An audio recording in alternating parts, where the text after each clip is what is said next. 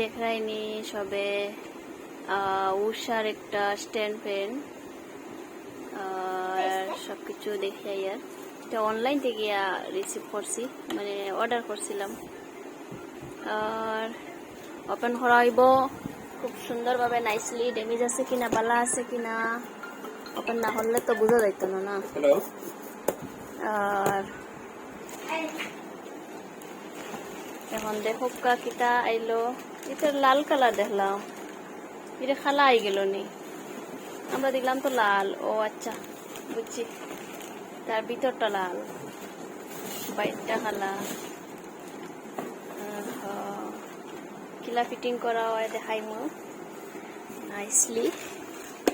দেখো আমার ভিডিওটা, দেখলে বুঝতে পারবে।